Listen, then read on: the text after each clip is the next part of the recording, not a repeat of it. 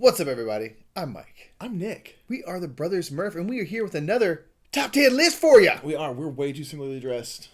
I can't help the fact that we got the same damn sponsor, man. Okay, I'll just take this off. All right. You wear the same shirt. All right. You zip yours We up. can't fix this. We both zip ours up. You zip yours up. I'll just take Dude, this you're going off. to freeze to death. I'll be fine. It's like only 70 degrees here. I know. What's rough? He's not going to make it, folks. There we go. All right, so now we're totally different looking. 3, 2, 1, bro.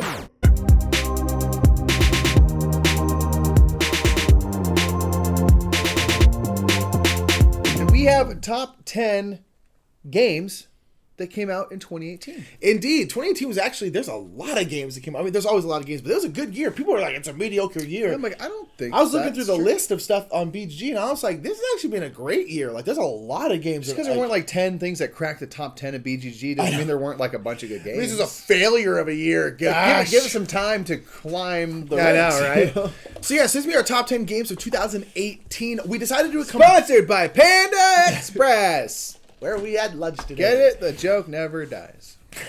No one's tired of it yet. But nonetheless, we combined our list into one list because we were like, let's try to do different lists, and then we just individually, and there was like 8 of the I'm same. like, what'd you play in 2018, man? He's just like, you know, Same what I exact played. games. Yeah, so we had to combine it because we had like 7 or 8 crossovers. So like, all right, we'll just combine it. We wanted to do separate, but just didn't. Is there anything that was on your list that I didn't play? Yes. Or that like There was one game, I think it was originally my number 9 or something like that, was Brass Birmingham. I know I didn't get a chance to play them both. Mike didn't get to play. I got to play. I really liked it a lot. I think you might even like it more than I do. So Brass was on my list, wasn't on his because he hadn't played it. So that one obviously went off our combined list because, we hadn't played it. And then, yeah. Right on. Well, sweet. So I guess we'll count that as our like number 11. I suppose, yeah. Brass Birmingham. But let's get into our top 10 most favorite games from 2018. These are the ones. There was a lot of good stuff. We have a lot of things that we purchased that came out this year. Let's find out which ones really, really, really hit. Yeah. All right? Let's do it. Let's do number 10.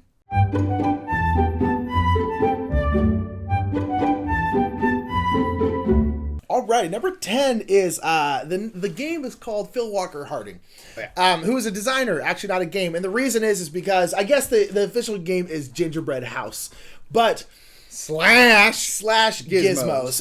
We like both games a lot. They're both by Phil Walker Harding. We're just like, let's just throw him on the list because either of those could have been in this list. Both of them almost were. And they're not similar in terms of the way they play, but, it's Phil Walker Harding. It has the same kind of weight. Gingerbread houses, you're making a little gingerbread house by stacking tiles. Gizmos is a great little engine builder game, kind of potion explosion where you're grabbing marbles and stuff like you that. can like build these crazy combos of stuff you can do by building up that engine. Yeah, really, really great little games. And it's funny because we have Gingerbread House. We don't have Gizmos, but we actually literally at a game store had Gizmos in hand. We're in line to buy it. And then Mike saw Gingerbread House. He's like, ooh, we should get that one instead because like Matthew Jude really likes it. And we were like, okay. And we were like, they're both the Walker Harding games. We'll just switch one out. Yeah. So like it's they either one could have been on our list, but number 10 is going to be Gingerbread House / Gizmos. Boom, Phil Walker Harding doing it in 2018. Yeah, they're great. Doing it up big, folks. That's number 10. Let's get into number 9.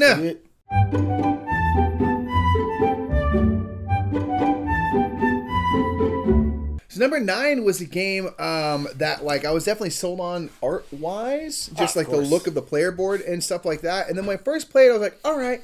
But each time we played, it's gotten more and more interesting as you start to unravel maybe strategy. And that game is Archmage by Starling Games. Indeed. It's a game where you're basically training in different areas of magic, but there's like nature magic and time and matter and blood magic. Death. And it's cool because then you can start building these spells that are kind of basic spells that'll help you out through the game, or you can start to combine 2 different areas of magic, like death and blood magic, to make a hybrid spell that's more powerful. Yeah. So there's this whole kind of I don't know what you'd call that. This spell building system.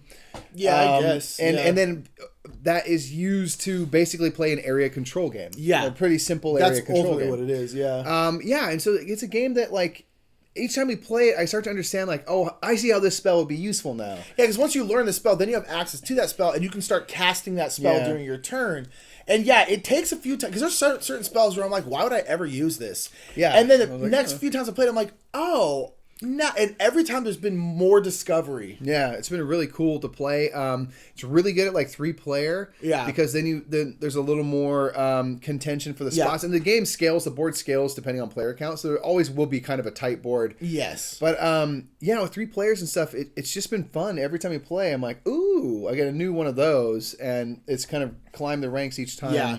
We've played it as a result, so it's been a good game that was kind of a sleeper in a way. Yeah. Based off the first play, and we also played a bunch of stuff wrong the first play. Yes, that's how we do with our board games. We play them incorrectly till you tell us that we're wrong. True. Yeah, it's great. I really, really like it a lot. I think it's going to keep climbing for me, and I hope they keep expanding it, and I hope they just keep giving more and more spells, because it just could be... Different spell packs would be cool. Be great. Flavor. But yeah, so Archmage is our number 9. Really good game. Really, really good game. Boom. Archmage. Let's do number 8. Bang.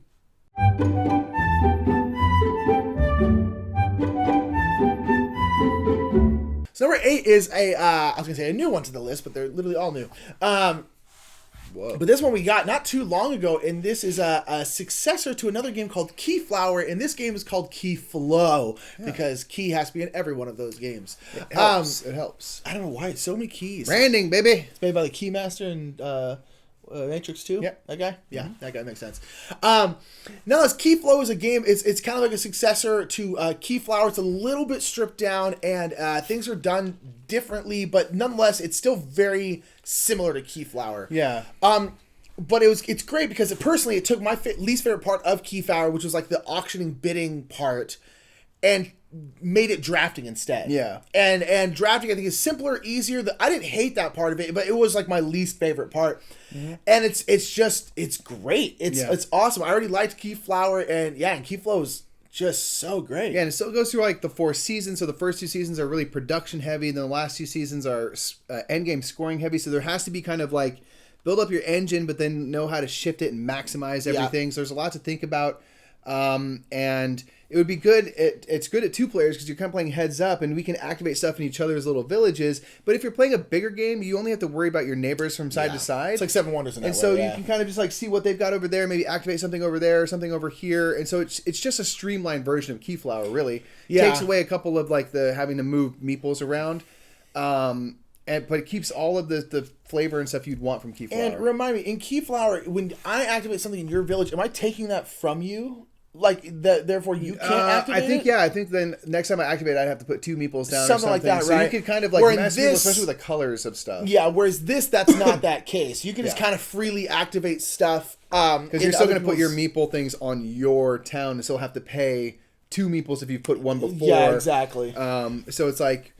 Yeah, it's kind of nice that you can, like, you pay the price versus, like, now you have to pay the price, you know. Yeah. No, it's great. I really, really enjoy it. We've actually only ever played it 2-player. I want to play it more. It won't honestly change the game that much, I don't think. I don't think so. But, like, it's great. If you like Keyflower, check out Keyflow. It's a slightly simpler version of Keyflower that's got some definite differences, feels different, but ultimately is in that same kind of universe, you know. It's great. Keyflow is our number 7. It's just wonderful. Awesome. Number 7? Sorry, number 8. Sorry, 7, 8, 8. That was number 8. I was worried that you were choking back there, so. Let's do 7. Yeah.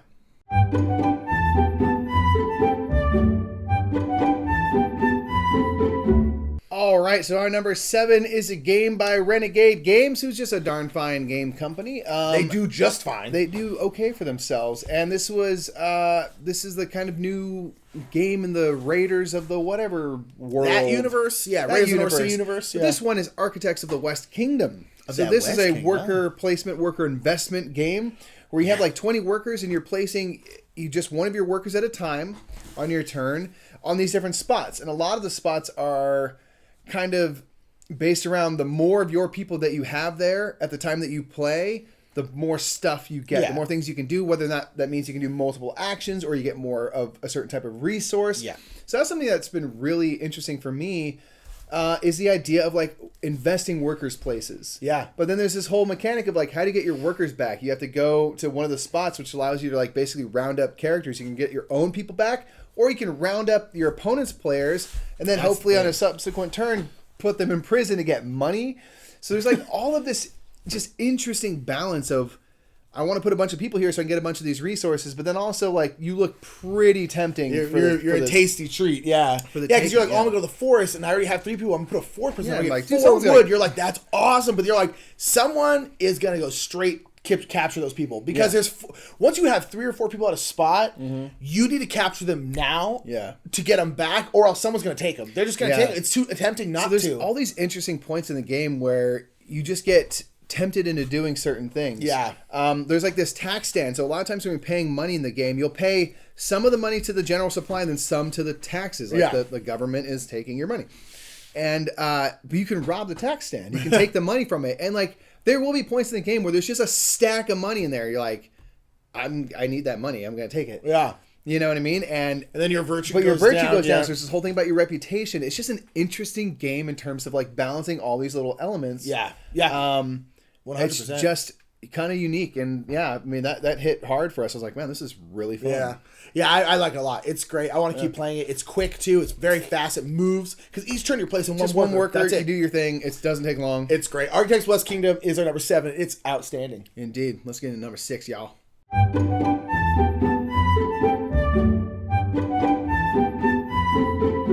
I know this is also kind of number 6 is kind of a umbrella one. We're gonna say welcome to / Railroad Inc. But really, what it is this is the year where we discovered roll and rights. Some people are already like, this is the most overblown thing ever this year, and I'm like, I want more. I want more. There's been more roll and rights this year than there ever has, I think. But I'm like, to me, it's like, get the whole thing. It was like, there's just too many. You're like, especially because they're so small generally. It's like, who cares? I don't know them. You don't have to play them. Welcome to Railroad Inc. fall in the same category of like a roll and write, even though Welcome to technically isn't a roll and write. But it's like you're essentially usually rolling die or drawing cards, and then you're having to write something down on a certain sheet. Welcome to, you're trying to build addresses for a suburb, which sounds really boring, but it's weirdly intriguing. And then Railroad Inc., you're putting out highways and railroads on a grid system and stuff like that. But nonetheless, you always have to choose from what's given. So people are going to roll stuff out or draw cards, and then you have to choose where you put it. So everyone puts stuff in different spaces, in different, kind of like Karuba in that way, where everyone has the same stuff, but everyone does it differently.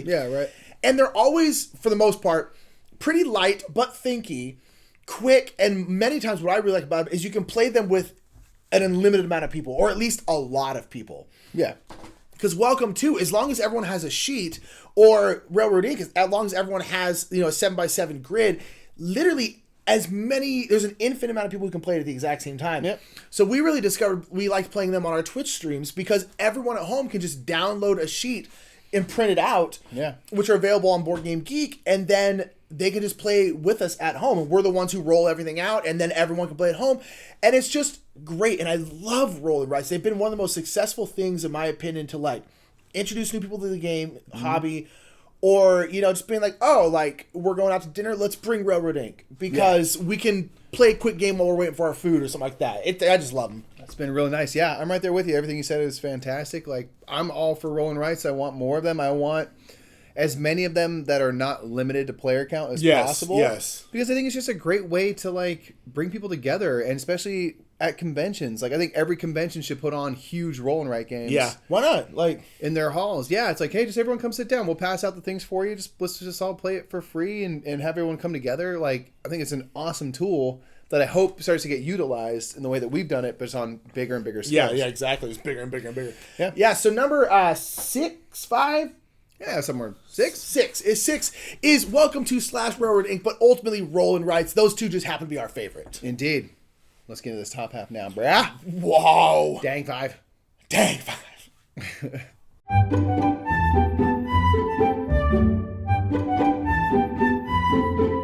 So, number 5 is a game that we have helped run a lot, demo a lot. I've played a lot.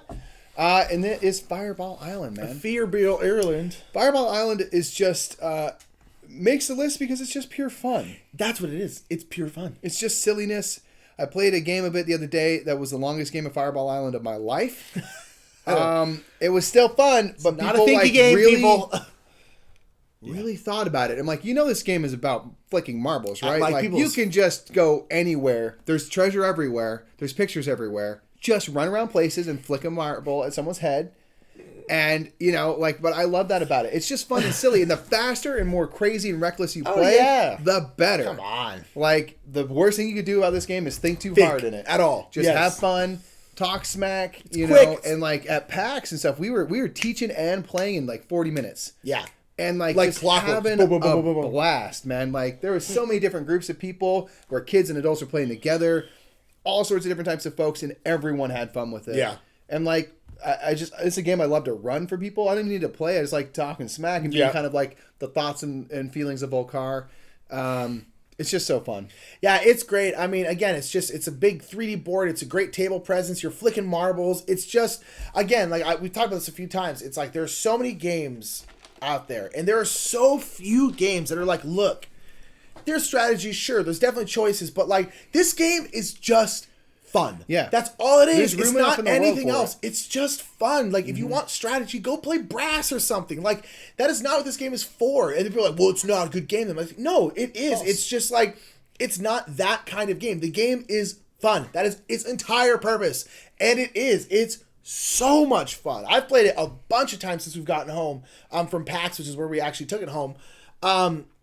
Oh, God, it's just so good. Yeah. Yeah, it's going to climb the ranks high for me, I think. I love it so much. Like, there's room enough in the world for stuff to just be fun and to be a bit of a filler and be silly and make you laugh and take you back to being a kid. Yeah. And so, same thing I look at, it's just like, oh, man, like, I see parties and stuff in the park as I'm going into work, and there's, like, bounce houses. I'm like, oh, it looks awesome. Yeah. I know some people are like, what are you talking about? I'm like, bounce houses didn't just become less fun because you got 6 feet tall. Yeah, like, exactly. They're still fun, man. Yeah, they're fun. they're and, like, fun. Fireball Island is fun, so just play it for the fun. Just play it for the fun. And it's outstanding. Yeah. All right.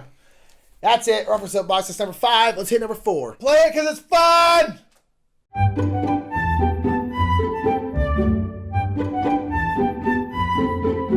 Speaking of fun, you know what's hilarious? What? Unlicensed doctors. Or quacks, as they are known. Yes, you know, indeed. people who just are fake news and just throwing stuff into a pot. Like, we could all be a doctor if I'm like, I put turmeric in this and I put a rat that I found in the basement. You're like, you're not a wizard, dude. You're just a psychopath, all right? That's true. So Quacks of Quedlinburg is our number 4. It's a fun game where you get to put yourself in the feet of someone like that, but no one gets hurt. No one. And in fact, you're just pushing your luck. You're just pushing your luck, man. That's all it is. You have different colored chits that have different little abilities on them, different little perks. And then there's certain ones that'll make your cauldron explode if you put too many of them in there. And what you're trying to do is you're just trying to add as many elements as you can before your cauldron blows up, which is nice because in this game, it's not the end of the world if your cauldron blows up. You're just like, oh, well, I only get money or I only get victory points. That's the only setback. And then outside of that, it's just fun to kind of build your little bag. And it's a bag builder, so you don't know what you're going to draw out, but you hope that you've got enough of this certain type of thing that you draw them out and get these bonuses. And it's just fun. Like, it's just one that makes you laugh and smile. It's light. It doesn't say it's welcome. Like, I don't know. It's just fun. Yeah, I mean, that's really what it is. It's a good time, and it's one of those games where it's like, it's more fun than it should be. You know, in terms of, like, I don't get why this game is so fun, but it really is. It's because there's strategy and stuff like that, and there's definitely thinking, like, oh, I'm going to buy this because of this reason, I'm going to put it in here. But then you're just pulling stuff out of a bag, and sometimes you have such a good pull, and other times you can buy everything in the world. You're not going to pull it, though. And it's just great. And it has a really good catch-up mechanism because people can get really far ahead in the game. Yeah, because you might get, like, it's a game based on luck. Yeah. It's a push your luck Exactly. game.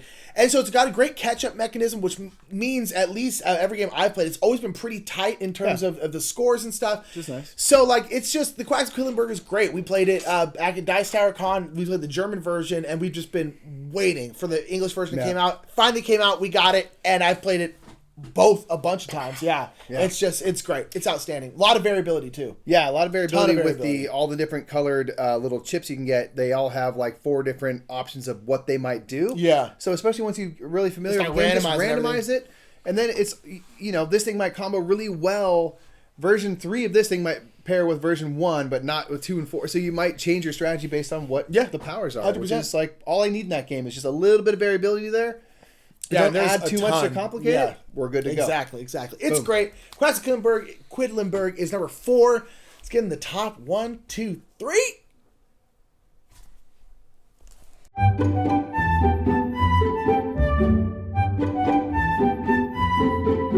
Number Number 3, this was the year to a degree of like the fanciful, cute woodland creatures. That was definitely one of the themes this year. is a game about critters. Critters and dinosaurs this year, I feel Critters like. and dinos, man. And the next year there'll be one where the critters ride dinos as pets, and it'll be fantastic. But this game is a tableau builder where you're building out a little town and populating it with various critters. It is Everdell. Everdell. So it's a cool little worker placement game. Again, worker placement, tableau building. So you're kind of building these combos and getting some resource management with the different cards you build. And there's just constructions. There's certain buildings. And then certain critters that pair with a building. And the cool thing is if you build a building like a farmer, for instance, or a farm rather, you can then put in the husband or the wife character because they work that farm. Yeah, and you put them in for free. You don't have to pay for it. Yeah. So there's this kind of interesting thing of trying to figure out like which cards to put out in which orders to maximize the resources you get. Yeah. Because especially in the very beginning of the game, you only have 2 workers. Yeah. You get more as you go throughout the year, but it's really about like how do I get the most out of my time? Yeah. Because it's not guaranteed that you and I are going to go into the next seasons or end the game at the same time. Yeah. You hopefully want to stretch it out as long as you can. And a good way to do that is by pairing these combos of cards together that are either going to give you more resources, make it cheaper, easier to play other cards and critters. But at the same time, you can only have 15 cards in your tableau. Exactly. So you can't just be like, well, I'm just going to keep doing this forever, because eventually you will run out of room, and you want to make sure the cards that are in your tableau are maximized. They're going to help you in the game, but also give you points at the end of the game. Because for the most part, you can't pick cards back up. There are certain critters that allow you Very to, but rare. for the most part, once something's down in your tableau in your city, it's there. So like, it's that weird, like, I need to stretch this out, but I also need to make sure, because there are times where I'm like, and all of a sudden, like, I'm only halfway through the game, and I'm like, I have like 4 spots left in my city, and I'm like, you better get creative. Oh man, I got to figure out how the heck I'm going to do this. And it's great. It looks outstanding. It's beautiful art, beautiful table presence. And yeah, it's great. Everdell's wonderful. It's light. It's great. It's beautiful. It's easy to explain, like, because there's the worker placement element, but there's not many different spots to go to. The worker placement's very simple. They just give you whatever resource is on there. So like it's easy to kind of get people into the idea of what a worker placement might be, and then you're just like reading the cards and you know the iconography. Because that's just engine building. Yeah, you're like, oh, I put this card and play and da da da. But the worker placement it's a great intro worker placement game, because worker placement is just like, it's not very worker placement-y. Yeah, it's like you're going here to get these resources. But like a lot of stuff with worker placement, it's like you're going here and like you need to go here strategically. But in this case, it's like the strategery is in the cards. And so the worker placement is like, oh, this card, I need 2 wood and 2 stone. Okay, so I'm going to go here to do that. And the cards, it's just easier for people to grok that part than it is the worker placement part. So the worker placement part is very simple. It's great. I love it. Everdell. Sorry, we're talking forever. Boom. Number 2. It's coming right now. And it won't be Everdell. We're done with Everdell now.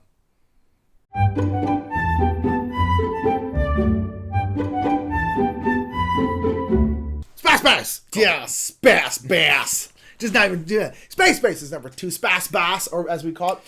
People who know us know that we like it. Yeah, it's great. It's for some reason I didn't even think it came out this year's been long and short at the same time. Yeah. But Space Base, or Space Bass as we call it, is a great engine building, tableau building kind of game, similar as we have heard to Machi Koro, but way better than Machi Koro from what we've heard. Never played Machi Koro, don't care to. But it's a game where you have your space station, you're putting in these different cards, these different ships in your space station, and those ships do certain things. And whenever you come to your turn, you roll 2 die, and the ships in there are numbered 1 through 12, so the 12 possible faces of rolling 2 dice. And so when you roll the die, you can either activate both the die. So if say you roll a 2 and a 4, you can activate your 2 slot and your 4 slot, or you can add those die together and activate your 6 slot. And so you have variability in terms of that, and you just roll, you activate some stuff, and then you buy a new card and put it in your tableau. But whatever card you put in your tableau, say you buy like an 8, then the 8 that was already there turns around and goes in the back of your board. And then that back card can activate when other people roll dice. Yeah. So on your turn, if you roll 2 4s, I then can activate that 8. So it's so great because 1, it's quick. It just goes around and around and around and around. And on top of that, there's no downtime. Yep. Because every single time people roll, you're always watching to see if you can activate anything of Yeah, if yours. you're not paying attention, you're going to miss out on money. Yes, Like, it's just gonna 100%. happen. and it's so fun. And then you're like, okay, cool, I got some money. And all of a sudden, it's the next person's turn, and they're rolling, and you're like, okay, cool. And then eventually it's you. You're like, oh, cool. I'm gonna roll, do this, buy money. Everyone else is then adjusting their stuff because it activates. It's so quick. It's so easy to grasp. It's so good. It really is. Like Space Base is amazing. Yeah, There's an expansion coming out. You hear about that? Yeah, it's like some sort of what's it called? Yeah, It's like, making it like a story driven. campaign. Yeah, story driven. I'm like, I'm down. Wow, I'm down. I'm all in for Space Base. When I first saw that, I was like, is that real? Yeah. Like, I'm down, but they wouldn't have expected that to happen. Yeah, fossils and fossils. I'm just excited for more Space Base. Yeah, there's kind of one that a buddy of ours gave to us because he had an extra copy, and like we had no idea what it was. I'm like, wow, I'm really happy that happened because it's become like one of our favorite games. It really has. It's outstanding. Yeah, we lucked out with that one. Space Base is fantastic. It moves quick. It ramps up in a fun way. I'll play that any and every game night. It's just always going to come with us because it's very likely to get played. Yeah. And I'm always down. Yep, love it. Space Base. It's time, Mike. Number 1. Number 1. The only one people care about. Let's be real.